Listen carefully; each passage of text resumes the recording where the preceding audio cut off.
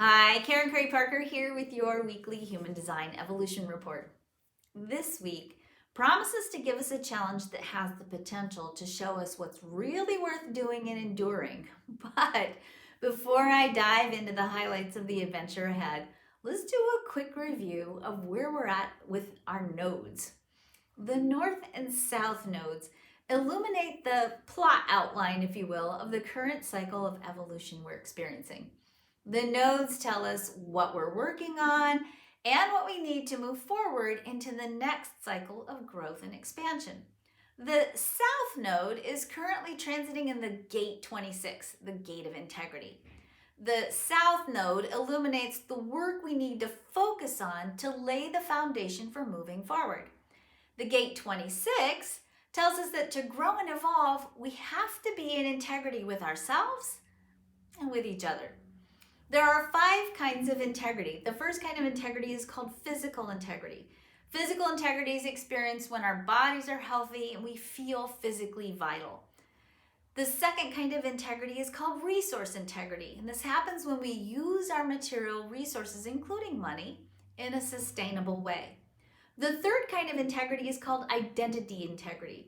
We experience identity integrity when we feel that we can fully manifest the value of our authentic identity and we don't compromise who we are for the sake of money or other material resources.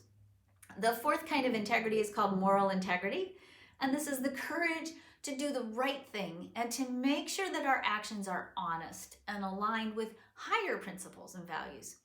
The fifth kind of integrity is called energetic integrity. We experience energetic integrity when we consistently and deliberately rest and take care of ourselves so that we have the energy to engage with life in a sustainable way.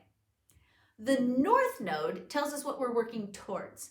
The North Node is transiting the gate 45, the gate of distribution, giving us the theme of wanting to have enough to share with others. In order to share in a healthy, sustainable way, we have to have sustainable resources. You can't create a sustainable collective initiative and share what you have in a sustainable way if you yourself are not sustainable on a personal level.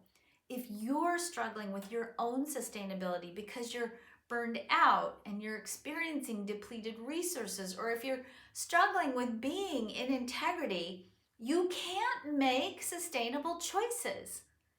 The energy of this week has the potential to really challenge our sustainability, but it's going to also reveal to us how we can best use our energy and harness it in a direction that's going to truly pay off in the end. The sun this week transits in the gate 28, the gate of challenge and adventure. This is a gate that many of us are afraid of because the energy of this archetype often presents us with a challenge that seems impossible. With the promise of a long road to renewal and recovery ahead, it's going to be easy to refuse to take action out of the fear that the journey is going to be too painful, wrought with struggle, or that we're going to fail. This is a fear gate on the spleen center, and if we allow the fear to speak too loudly in our ears, we run the risk of stopping ourselves short and preventing ourselves from discovering what's really worth doing. This energy is not for the faint of heart, and it will call on us to find our reserve tank of energy to push through the week ahead. The hardest part of a race is often the last surge before the finish line. It's easy when we see how close we are to stop pushing forward or to even decide that close to finishing is good enough. The gate 28 invites us to explore how badly do we want to cross the finish line and how strong is our desire for what's on the other side of the challenge. What is truly worth enduring and fighting for? That's the question we'll be exploring this week. And the answer is going to help us streamline our energy and help us make discerning choices so that we're not flopping around trying to fight every battle and endure every circumstance. By the end of the week, we're going to be more clear about what we need to do and where we need to be focusing our energy and attention. Yay. The energy of the earth informs us of what we need to have in place to support us for doing the work of the sun's theme. The earth this week transits the gate 27, the gate of accountability, which is a tricky energy for those of you who have big open hearts. The gate 27 has the potential to inspire in us themes of codependency, guilt, overcaring, and martyrdom in its unbalanced expression. But it also brings us the opportunity to learn to care without overcaring, to allow others to assume responsibility for their own challenges and choices, and to learn to accept people's values and not let guilt cause you to compromise on what is good and right for you. The gate 27 is an energy that is connected to our values and what we consider to be valuable. We will be forced this week to come face to face with other people's values and how to learn how to find common ground with people who think differently and have different values from us. A big skill set I think we all collectively need to work on.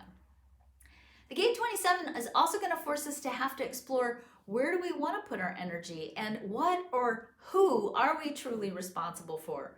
We're learning to hold other people accountable for their own choices and their own well-being.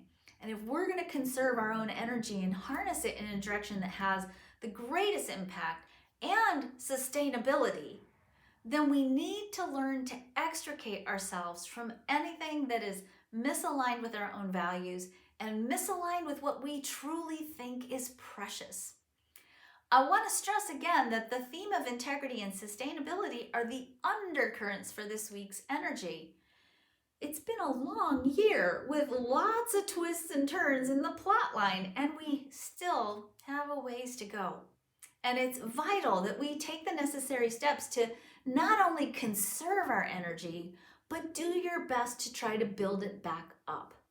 The gift of the gate 28, is that it has the power to reconnect us to our dreams and visions of what else is possible for us in the world. And these dreams have the power to call us forward, even when it feels like the world is falling apart and we can't see the finish line. It's our dedication to the dream of a better world that has the power to align us, streamline us, and give us the energy to move forward, even when it feels like everything is falling apart. The only way through the transformation is to go through it. It might feel challenging, but the reward at the other side is going to make the journey we're on completely worth the effort.